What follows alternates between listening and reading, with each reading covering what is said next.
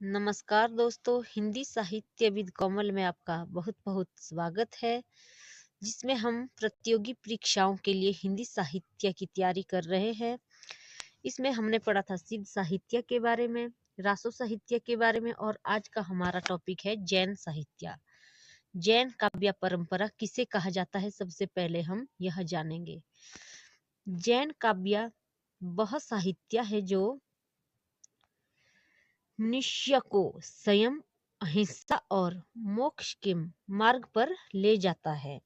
जैन काव्य परंपरा क्या है? जैन काव्य वह साहित्य है जो मनुष्य को संयम, अहिंसा और मोक्ष के मार्ग पर ले जाता है। सिद्धों का प्रभाव भारत के पूर्वी भागों में अधिक रहा तो नाथों का पश्चिमी भाग में। जैनों ने अपना अधिकांश काव्य राजस्थान, गुजरात और दक्षिण में लिखा। जैन साधुओं ने अपने मत का प्रसार हिंदी कविता के माध्यम से पश्चिमी क्षेत्र में किया। जैन काव्य परंपरा अत्यंत प्राचीन काव्य परंपरा है। इसमें पुराण काव्य, चरित काव्य, कथा काव्य, रहस्यवादी काव्य तथा व्याकरण ग्रंथ उपलब्ध होते हैं। इस काव्य धारा में अनेक कवियों ने अपना योगदान दिया है। इन कवियों के बारे में हम नीचे पढ़ेंगे, जिसमें कि सर्वप्रथम है पहले नंबर पर स्वयंभू। स्वयंभू को जैन काव्य परंपरा का प्रथम कवि माना जाता है। स्वयंभू ब्राह्मण थे और बाद में ये जैन हो गए। ये अपभ्रंश के प्रसिद्ध कवि हुए हैं।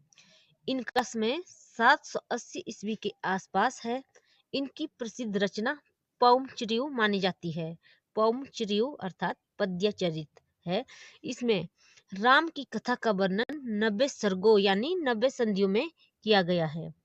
इसमें चौपाई और दोहे का क्रम रखा गया है। पौमचरियु 5 कांड तथा 83 संधियों वाला विशाल महाकाव्य है। यह अपभ्रंश का आदि काव्य माना जाता है। पौमचरियु को स्वयंभू के पुत्र त्रिभुवन ने पूरा किया। डॉक्टर भियानी ने अपभ्रंश का कालिदास कहा है। डॉक्टर भियानी ने स्वयंभू को क्या कहा है? अपभ्रंश का कालिदास। स्वयंभू को अपभ्रंश भाषा का वाल्मीकि भी कहा जाता है। इन्होंने अपनी भाषा को देशी भाषा कहा है। इनका दूसरा ग्रंथ है हरिवंश पुराण, जिसमें कृष्ण चरित्र का वर्णन है। और दूसरे नंबर पर आते हैं पुष्पदंत। पुष्पदंत मूलतः शैव थे, परंतु बाद में जैन हो गए। ये अत्यंत स्वाभिमानी थे, इसलिए इन्हें अभिमान मेरु कहा जाता है।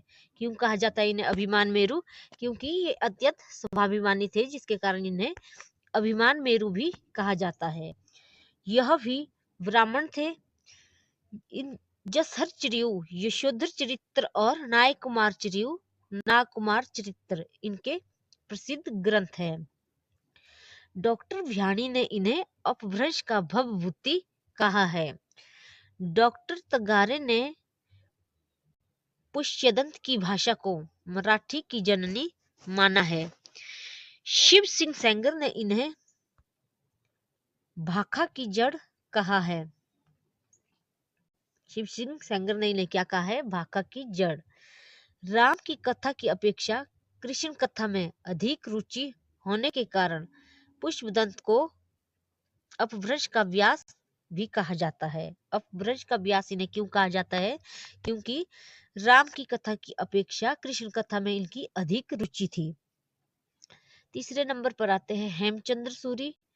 ये अपने समय के सबसे प्रसिद्ध जैन आचार्य थे। इन्हें प्राकृत का पाणिनि कहा जाता है। क्या कहा जाता है इन्हें? प्राकृत का पाणिनि। इन्हें जैन धर्म का शंकराचार्य और कलिकाल सर्वज्ञ भी कहा जाता है। जैन धर्म का शंकराचार्य और कलिकाल सर्वज्ञ भी इन्हें कहा जाता है। हेमचंद्र सूरी का संस्कृत, प्राकृत व अपभ्रंश तीनों भाषाओं पर पूर्ण अधिकार था। कुमारपाल चरित तथा हेमचंद्र शब्दानुशासन इनकी प्रसिद्ध रचनाएं हैं। कौन कौन सी है इनकी प्रसिद्ध रचनाएं? कुमारपाल चरित तथा हेमचंद्र शब्दानुशासन। नंबर 4, जो इंदु, इनको योगिंद्र भी कहा जाता है। यह एक नीतिनिष्ठ कवि थे। 6ठी शती के कवि जो इंदु से दोहा छंद का आरंभ माना जाता है। इनसे क्या माना जाता है? दोहा छंद का आरंभ इनसे माना जाता है। अपभ्रंश से दोहे की शुरुआत मिलती है। परमात्म प्रकाश और योगसार इनकी प्रसिद्ध रचनाएं हैं। कौन कौन सी है इनकी प्रसिद्ध रचनाएं? परमात्म प्रकाश और योगासार। नंबर 5, देवसेन, यह उच्च कोटि के चिंतक एवं कवि थे। देवसेन क्या थे? उच्च कोटि के चिंतक एवं कवि। श्रावकाचार इनकी सुप्रसिद्ध रचना है। इसके अतिरिक्त लघु नय चक्र, दर्शन सार आदि रचनाएं हैं। श्रावकाचार में 250 दोहों में श्रावक धर्म का वर्णन है। गृहस्थ जीवन धर्म उस वर्णन का केंद्र है। इनका लघु नय चक्र भी प्रसिद्ध ग्रंथ है।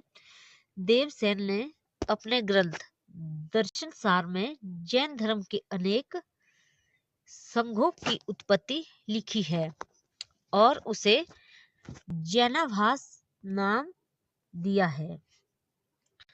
और इसके बाद हम पढ़ेंगे शालिभद्र सूरी के बारे में।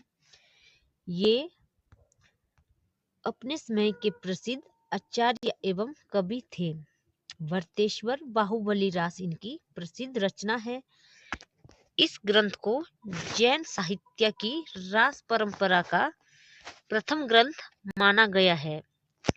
यह 205 छंदों में रचित खंड काव्य है। क्या है यह?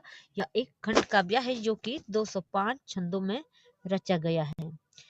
इसका संपादन मुनि जिन विजय ने किया है।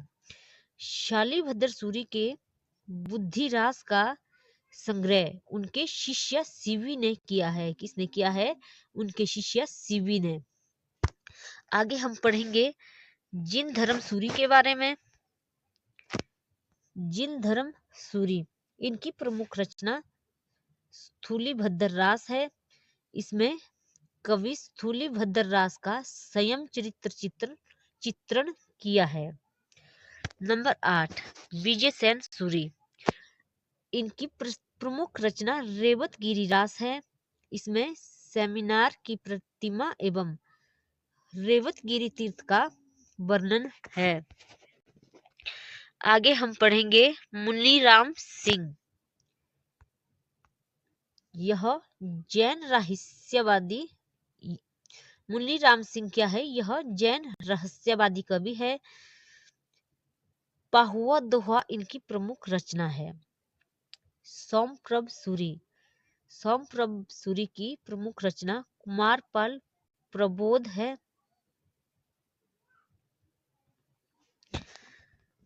मेरुतुंग इन्होंने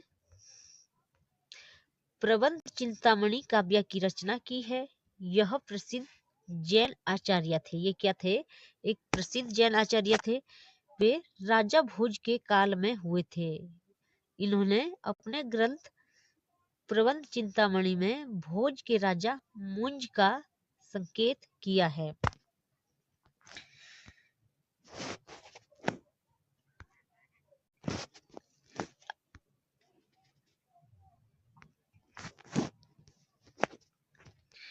यश